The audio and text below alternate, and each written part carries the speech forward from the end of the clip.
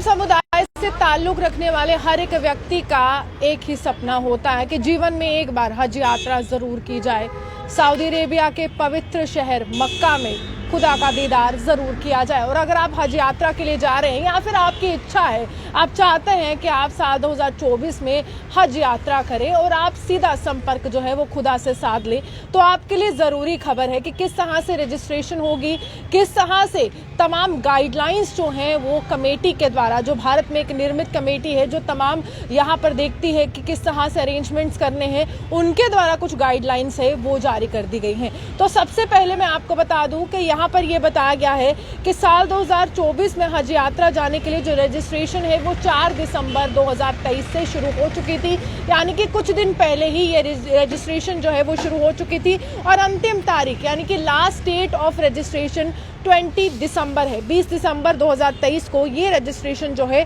वो बंद हो जाएगी। इसी के साथ साथ आपको ये भी बता दें कि पहली फ्लाइट जो है वो उड़ान कब भरने वाली है, तो 14 जून 2024 को पहली फ्लाइट भारत से उड़ान भरने वाली है सऊदी के लिए और आखिरी फ्लाइट जो है वो 19 जून 2024 को उड़ान भरने वाली है। इसी के साथ साथ आपको ये भी बता दें कि आपको मेडिकल जो टेस्ट है वो कराना काफ़ी ज़्यादा अनिवार्य है। आप मानसिक रूप से यानी कि मेंटली और फिजिकली फिट होंगे तभी आप हज यात्रा के लिए एलिजिबल माने जाएंगे, तभी आपको माना जाएगा कि देखिए आप हज यात्रा करने के काबिल हैं। और उसी के साथ साथ अगर हम बताएं तो यहाँ पर यह भी कहा गया है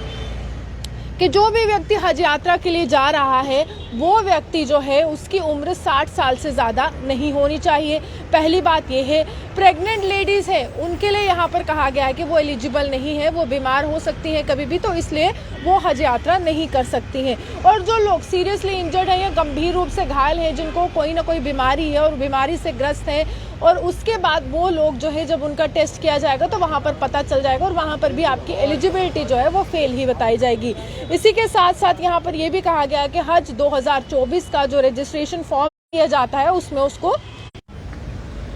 कॉल है।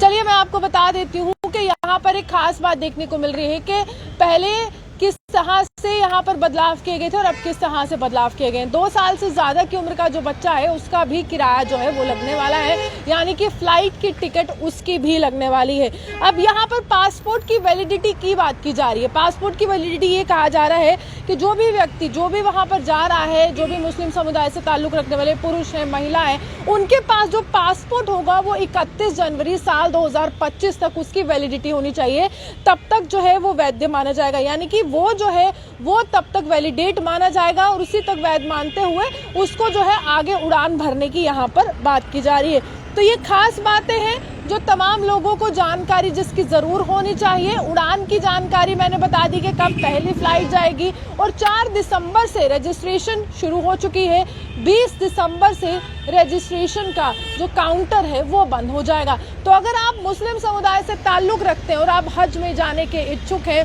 हज यात्रा करने के इच्छुक